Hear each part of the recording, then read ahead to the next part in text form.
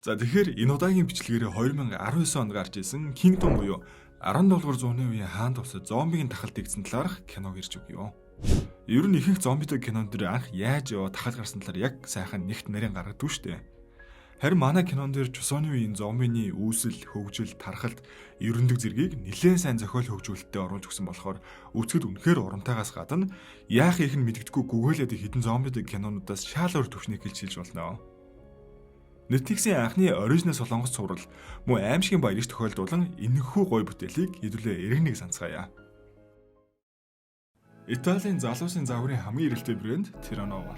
Загвар гэдэг бол хувь хүний хэв маяг, урам зориг, өөрийнхөө илэрхийлэх хамгийн хүчтэй хэлээ.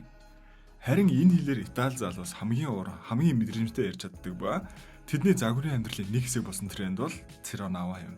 Загварлаг залуусын сонголтод нийцсэн брэнд Terranova салбар дэлгүүрүүд дээр сонгогдсон загваруудын 50 хүртэлх хямдралтай худалдаа үргэлжилсээр байна.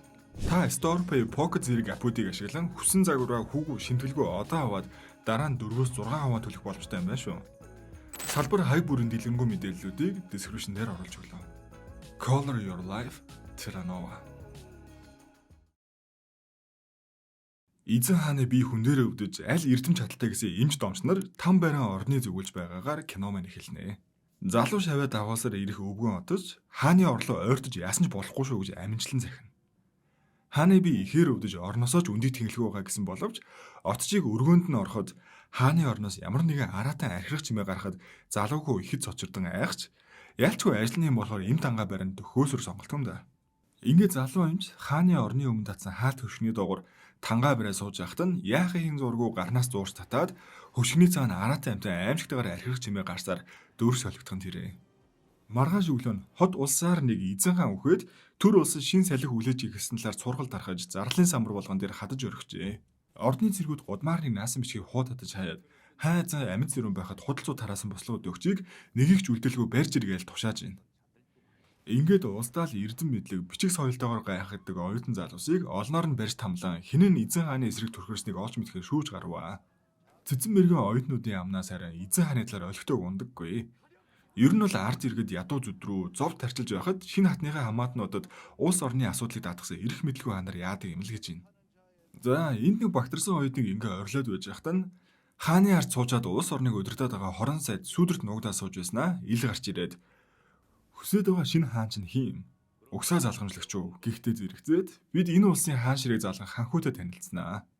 Хаан аав нь хүн дээр өвснөөс хойш өргөөрөө зүглэгч хориотой болсон бачимда уулзах хүсэлтэд сууж байгаа нэ. Ингээд сууж байхад нь өөртөө нас хол зүрүүгүй ясэрүүл бараг дүүн юм уу гэмээр хүүхэн хурж ирчээд эхийгээ хүндэл гизэнд минь боожж байгаа дүүгээ хүндэл мүндэл гээл томроод байсан нь амхандаа эзэн хааны шинэ хатны юм байна л да. Игч бараг өөртөө чицүү том хүүгээ аавтаа нь уулзахгүй гэж хөөс туучаал төмөн алдтаа дагуулаад явж байгаа нэ. Угсаа залгах ханхүү мань харин яг юу тохиолдсон болоо хэнийг шаантаа уулзахгүй байгаад гайхаж хэрэг явдлын учрыг олохоор байж адаалгаа. Чаддгаараа ганц албатаа дээрлэж байгаад хааны өвчний тэмдэглэлийг олж иргээл ятгаад авнаа. Энэ хоёр нэг нь ханхүү нөгөөх нь албатал болгоос бараг найз үчиг дотн юм уу? Мань ханхүү албатынхаа хөл хүнд ихнэр шимт жилтэй хоол өгнө гэж найрч байгаа л хорио тогтоогоод байгаа хааны өргөрөөр нуусаар оруулахар болоод авлаа. Цаадхан ч үүрээр цэргүүд ээлжээ солих үеэр оруулах асуудалгүй өдргээл ам алдчихдээ. Энийг сонсон ханхүү яаж зүгээр ах вэ? Аавынхаа өргөрөө хашаа хороод аваад хулгаагаар яваад арлоо. Хааны өргөөний үүдээр орвоогүй юу амар сэжигтэй байгаа аахгүй юу? Орноос ч өндийгөө байгаа гэдээсэн хаан алга болсон байна. Хурдан ол идрэгээл хоёр зэрэг шинэлдэж байхыг манай ханхүү сонсчтэй. Гайхаал тэр хаваар явж явах замдаа мань хүн цаатлаасаа нэвт гэрэлтэж харагддаг цаасан хаалганы артаас хүн эсгэн мэддэггүй амар архирч цусны ихүү үнээр хангалуулсан амьтантай таарад сүнсэн зайлангаа алтнаа. Ингэж чичирч явж байгаад орны зэргүүдэд таарснаа энд чи араатан байна. Би яг удаа автагаа уулзна гэж дайраад тэр чигтээ чичирсээр аваад өрөөлөнд арайл орлоо. Нэгмүү цэргийн жанжин хүртэл хаантаа уулзуулахгүйгээд ханхуугийн хоолоон сэлэм толгож байхыг бодвол эдэр яг нэг том хэрэг тарьсан л нуугаад байгаа. Ханхүү яваад ороход нь хааны ор эзгүүгээс гадна нөгөө хорон сайд ч хомирт нь буруу хараа суудсан байж гинэ. Энэ сайд шинэ хатны аав нахгүй юу? Тэгснээ би ч гэсэн оронд хааны суудал санархаж галзуурсан араатай харсан. Тэр нь чи эдэргээ гоцож өгч гинэ. За тэгээ томорж байгаа л ханхууг өргөөрөө буцаачлаа. Манай ханхүү өргөөндөө буцаад ирэхэд нөгөө талаас хааны өвчний тэмдэглэлийг тууж ирэх зараалд явсан туслах нь хөрөөд ирж гинэ. Мань хүн яаж игээл аваад ирж. Ингээ уншсан чинь хааныг ханаа түрээд халуурч байснаа биеэр нь юм туураад Тэгснэ одоо ингээ эмчилгээ болсон гэж бичснээс хойш юу ч бичээгүй байдیں۔ Бүхэл бүтэн улсын хааныг бараг өдөрт хэд амьсгалдаг тоог нь хүртэл бичмээрээ. Мань хоёр тэмдэглэн зогссон байгаад гайхаад эргүүлж тойруулж харж байгаад хамгийн сүүлд үтсэн отжийнх нь нэрийг мэдээл авч байгаа. За энэ царай улсын нийслэлээс хол хөдөө тосгоны айж байдлыг харуулж байна. Ер нь бол дээгүүр хаад ноёдууд нь тайван сайхан амьдраад ард иргэд нь өвчин зовлон, өсгөл нь нэрвдээд өнөө маргаашаа арай гэж болгож байгаа юм байна л да. Энэ нэг отжийн газрыг ганц авч явдаг юм чинь хот руу хэд хоногоор явсан хооронд үлдсэн хэдэн турж өгөхгүй гэсэндээ өвс ногоо буслаж угаал байж байгаа царай нь. Тэгсэн ашгүй нөгөө от чинь ирж хавийн амтан баярлал утсан чинь авч ирсэн хайрцагтай амаа оруулахчгүй үлдээгээд оршуулах ёслол бэлд гэхээс өөр юм хэлсэнгүй. Тосгоны идэж юу авчирчаад хэнийг оршуулах гээд байгаа юм бол гэж шаагилдаал авчирсан хайрцгийг нь залаад үзтэл отчийн газарт ажилдаг байсан залуу хүүгийн цогц байж таарлаа. Ирүү сарвал хот руу явсан хүүгүүд эргэж ирэхдээ дайнд өргөцөг хүнээс 7 дор хамаг биеийн битүү шарах сойруу болсонд хүмүүс гайхаа барсангүй. Хамт явсан ахлах хот чинь харин юу ч болоогүй аль гэж гүрийгээстэй. За энэ хооронд хааны ордонд ноёд хуралдаж уус даяар бослого эхлүүлсэн хүнийг ханхуу гэж хэлмэгдүүлээд байр жургатлаар ярилцаа сууж байх нь тэр. Нөгөө хатны аавал энэ ярилцлага толгоолно штэ. Тэнгүүдийн ханхууг арайш тийм хэрэг хийхгүй гэсэн сайдыг тэр доорн дарж аваа сүрдүүлээл хайшин. Ингээ ханхууг барьж ирэх тушаал гаргаад өргөөрөө нь хороо зэрэг явуултал мань ханхуу байдгүй. Хайцсан бүү мэд. Хідэн албат нь хайгаа олдохгүй байна гэ үннээ хэлж байхад нь толгоог нь таслаал хайчлоо. Тэгсэн харин ирэл хайгуул олоод исэн ханхуу маань энд нөгөө хааныг хамгийн сүүлд дэмжilсэн отчийг хайцсан л явж байгаа. Мань хүн анх удаа л орноос гарч үзэж байгаа мó хашаа. Ард иргэдийнхээ зут руу амьдралыг хараад нүдэн орой дээрээ гарчнаа. За тэгээ хайч нөгөө отчийнхаа амьдралын нутгийг мэдэж аваад манай ханхуу өөрийн бээр очиж уулзнаа л гэж байна. Эргээ ордон руу очивол үхнэгээ байсан нь мань хүн жигнэсээ тэр бичгийн бичээд хараацсан юм байна л да. Удахгүй төрөх хазан хүүхдээ хаан ширээ суулгахын тулд угсаа заламжлах ханхууг алах нь угаасаа тодорхой л зүйл. Мань хүн амьд үлдэх гэсэндээ л ийм юм хийж. Ингээд ганц тулхаа дагуулаад хаах бол тусганы зүг давхлаа та. Ордон царай ханхуугийн араас мушгисан зэргүүд уулзсан үнийг нь барьж авчиж сүрдүүлж байгаад хайшаа явсныг мэдээд авчнаа. Тэгээ араас нь мэдээж бөөн цэрэг явуулж байгаа. Харин энд хот руу яваад ирэхдээ хүнд хазуулсан юм шиг баахан шарахтай ирсэн хүүгийн зохицыг ярилцсаар отчийн газрын хоёр сувлэгч эмийн урмал түүж харагданаа. Буцаад ирэхэд нь хоол ондожгүй байгаа газрын яндангаас утаа гарч байгаад их л гайхаа очоод хартал өвчтөе хүмүүс нь бүгд аяг дөрөв хоол идэж сүүлийн хэдэн сар хилэн зэрэг тавиагүй өмөх маха зулгаан эцгээгээ байж байна. Мэн сувлэгч гайхан галтоогоороо гүгээд хоол хийж байсан залуу дээр очиж юу болоод байгааг асууж байна. Хөөхий аяг хоол олж идэх нь нүд орой дээр гармаар ховор үзэгдэл байх нь штэ. Цаа залуунч зүгээр суугаад үлсэж өгөхтэй нь биш гээд уулнаас буг агнсан юм аа л гин. Эмэгтэй сүлэгч хараа ууланд буг үлдсэн байна гэж байх уу гээл бас гайхсаар л. Хоол олоод ирж байхад олон асуулаа гэж өнөө залуу нар нь халгаасангүй. За тэгээ нэрэл өвчин зовлонтой хүмүүс аяг хоол олж идэж жаргалтаа сууж байхад нь олон юм бодоод яах вэ гээд өнөө сүлэгч маань тайвширвөө. Олон сар олигтой хоол идээгүүд бол өөрөө ч ядаж амсыг ихт нь цаана хөвгөл хөхөд уйлаад байсан сандраа ээж нь л хурдан хоол өгөө гэд тоогоогоо утгатал аяганз нь хүний тасарсан хуруу байх нь зэр. Мэн сувлэгч шок. Тэгтлээ ховордоод исэн мах ийм илбэг дэлбэг олдоод бүгд л шунахаар идээд байсан нь нөгөө хот руу явсан хүүгийн цогцол байж. За тэгээ игчиж хоол хийсэн залуу руу гүйжчихэд хөнгүү газар чирж яваачаад орилж гарваа. Гэр бүлээс нь өөрсгөө байсан хүүхдийг өгсөн хонон чанаад идэх нь хүний ёс мөн үү өдргээл орилж өгч байна. Мань ах харин тоосон шинжгүй. Угаасаа ойр амын тосгоныхон өгсөн нэгнийхээ махыг жижил амьд гарч байгаа. Харин ч үлдсэн идтэй буян болж ингэсэн үг өдргээл. Ийхүү энэ хоёрыг хэрэлдэж хооронд нь нар жаргатай зэрэгцээд отчийн газар байсан хүмүүс ээлж ирээ цагаан хөөс сахруулсаар л үхээд эхэлвэ. Хөөх юм уу ганц совлогч юу болоод байгааг ч мэдэхгүй димэл аврах гэж оролдож байх хооронд нүдэн дээр нь хэдэн 10 хүн хормын дотор үхээд өгөх нь тэр. Ингээ болоогүй. Саяхан өгсөн хүмүүс бүр нэг нэгээрээ амьсан чөтгөр болон босч ирээд бүгдээрээ ганцхан совлогч руу дайрч зулгаасаар барай ичгэн нэ. За ингэж л чусооны үед зомбигийн тахал дийдэж байгаа юм да. Загварлаг залуусын сонголтод нийцсэн брэнд Terranova салбар дэлгүүрүүд дээр сонгогдсон загваруудын 50 хүртэлх хямдралтай худалдаа үргэлжилсээр байна. Та StorePay Pocket зэрэг аппуудыг ашиглан хүссэн загвараа хүүгүй шимтгэлгүй одоо аваад дараа нь 4-6 хаваа төлөх боломжтой юм байна шүү. Салбар хай бүрийн дэлгэрэнгүй мэдээллүүдийг description дээр оруулж өглөө. Color your life Terranova. За, Ордноосоо гарч алс ол нутгийг зөрсөн ханхүү маань хоол ундаасаа холдоо шамирцсан явж гинөө. Хажуугаар нь бас ганц туслахтайгаа хил ам хийж цаашлуулаастай.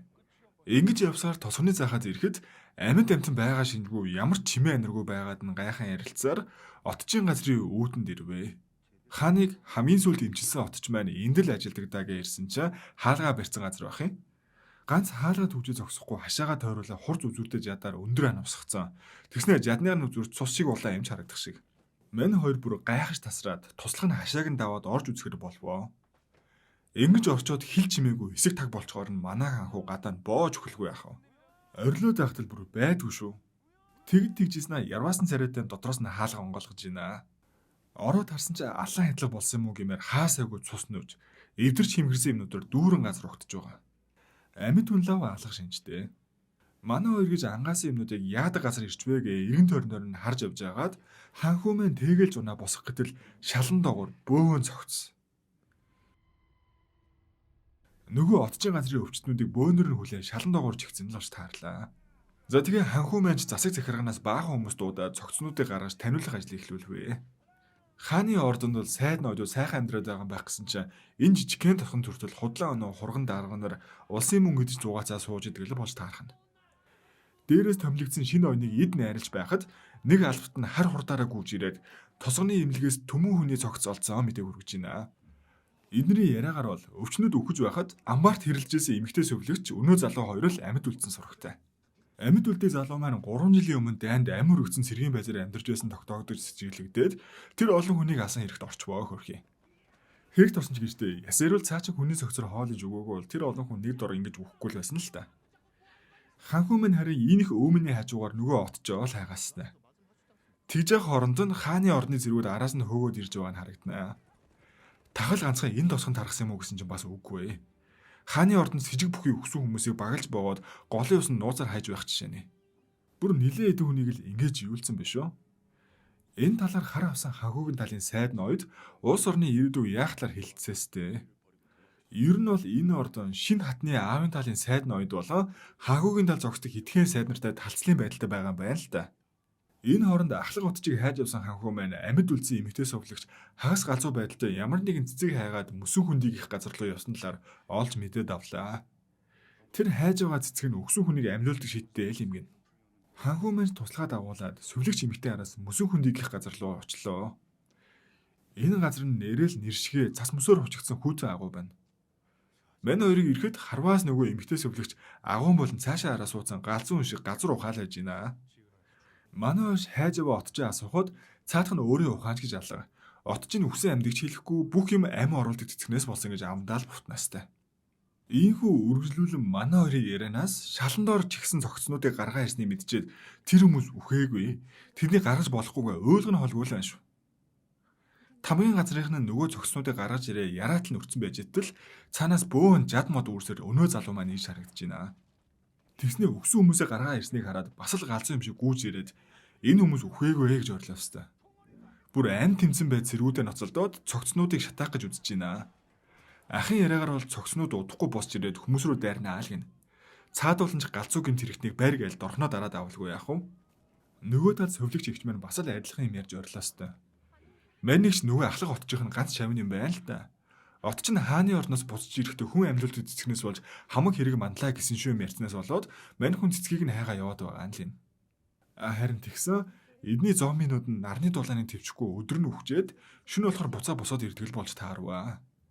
Манай ханхүү өмнө нь хааны ордонд яриад байгаатай адилхан мангас харсан болохоор итгээл байгаа. Нөгөө туслах нь харин галзуу хүүхний үгэнд итгэлээ ойрлаа гээл гайхсаар. Ийхүү ахлах отчийн үлдээсний тэмдэглийг олж уншихаар зам салаа явж байгаа. Ханхүүг эргээд отчийн газарт ганцаараа ирэхэд нь хааны цэргүүд аль хэдийнэ хүрээд ирсэн хайгаа байгаа тэмдэглэнд барьцсан зогсож байна. Тэгснээ улс орноосоо урууж бослого ихлүүлсэн гэх хэрэгээр баривчиж байгаад дуулгаад одоо хинч биш болсон тул энд нь алсан ч хамаагүй дэргээл гуцж байна. Энэ нэг том өсрөөд байдаг зэрэг нь шинэ хатны төрсөн ах байхгүй юу? Ёстой нэг альбан тушаалд очихороо бүх хамаатнуудаа чирдэг жишээг энэ үт гэсэн байжээ. Ингээ ханхүүгийн өдөөс сэлэм далааж ингээл алчих юм байх та гэсэн чинь мань ханхүү бас гэж дайжгүй сэлмийн эрдэмтэй л юм байна.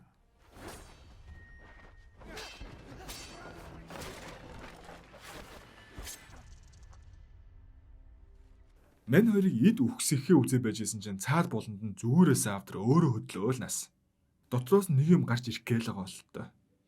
Нөгөө талд хамгийн газрынхаа өнөө залууг минь хүлээ тавьсан. Энэ олон хүнийг яага аснаа хилмэл гэж шалгаагаастай.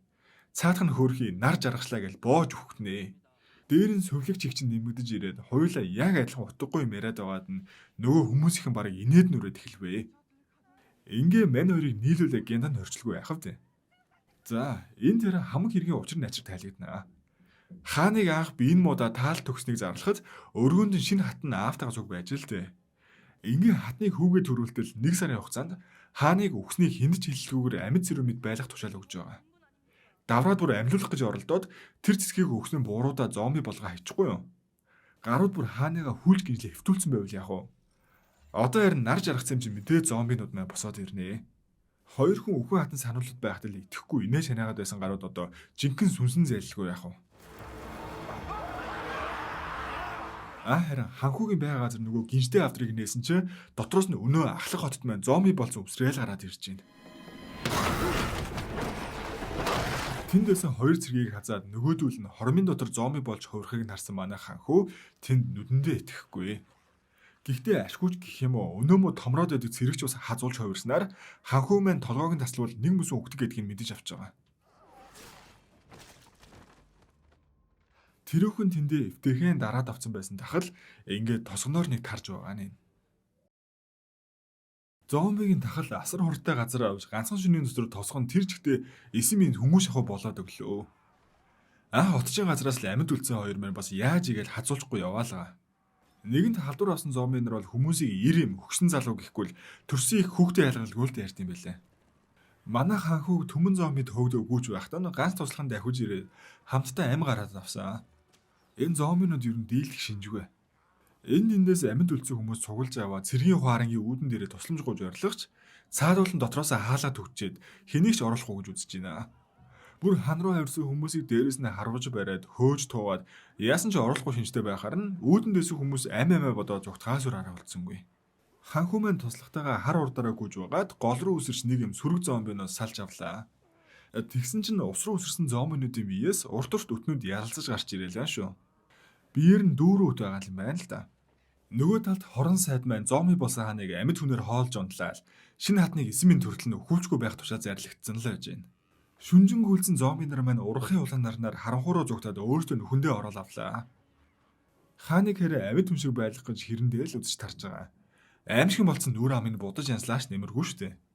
За, наран мазны дараа амьд үлдсэн хүмүүс дээд доодгүй цуглараад отчийн газрын хоёрыг маань мангасуудын талаар мэдсээрэж нууж хаалаагээ бас алах нэ.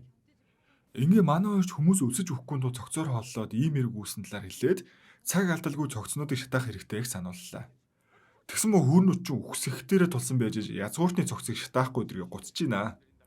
Байдлаа бүр үхсэн цогцуудыг гарал үслэр нь ялгаад ардыг нь толгойг нь тасал шатаагаад язгууртан гаралтыг нь хүний осоор газарт болох юм болоо авлаа. Булаад бол ямар ч нэмэргүй штэ. Ингээ эргүү балаа юм яриад байж хахад нь ханхуу маань хурж ирэл олон Монголдод байсан ноёныг цохиол унахчлаа. Урд нь үхсэхийн наан байхад хаалаа төвчөө оруулахгүй байсныг яана. Ханхуу маань тэр нь мэдчихэд 3 үеэр нь хорооно гэж ууралж гарнаа. Ууралж дуусаад ганц хүний нэмэр нь хаа юм гэж амьд үлдээгээд бүх цогцыг шатааж устгаад хажуу аймагуд руу тусламж дуудах арга хэмжээг яаралтай авч байна. Хотод харин ханхуугийн тал зогсдог сайдны оёд нэг нэгэндээ хил хөргөж хааны өргөнөөс гарсан цогцны учрыг олохоор хөдөлж эхэллээ. Манай хэд хатны аавтай ан маань үзэх гэхээр арай л хүч дутаад байдаг байхгүй юу? Тэгээ 3 жилийн өмнө дайнд улс орноо аваад тэтгэвртэй гарсан нэлээ нэр хүнтэй ноёныг өөрсдийн талд оруулахаар зэгч байгаа юм байна. Энэ хуйлдааныг нь ядж хахад хатны яад орхноо мэдчихнэ. Тэгсэн хэрнээл зүгээр өрх. Наадвал ч нийлээч намайг яаж чадахгүй л гэж томорч байна. За, өөрчн сувлэгчийн ачаар амьд үлдсэн тосгоны шинхэн ноён маань энд гівтэж байна. Амхандаа баярлан талгарснаа хэлээ барыг насаараа өртөө боллоо гэж хэлэх гээд дуудсан чинь цаадхны алах чинь гэж ойлгоод айгаа сүйд. Мань ноён болохоор энэ сувлэгчтэй барыг сайн болцсон л аятай.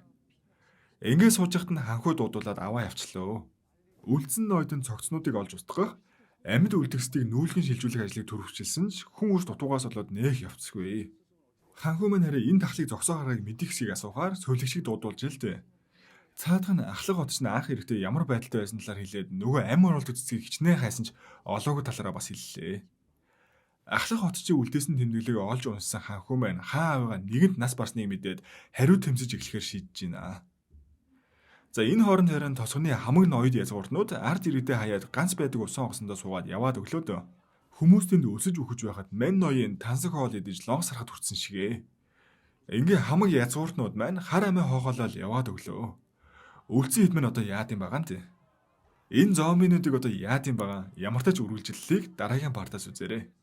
Лайка сайн дарвал хурдан ордог доо.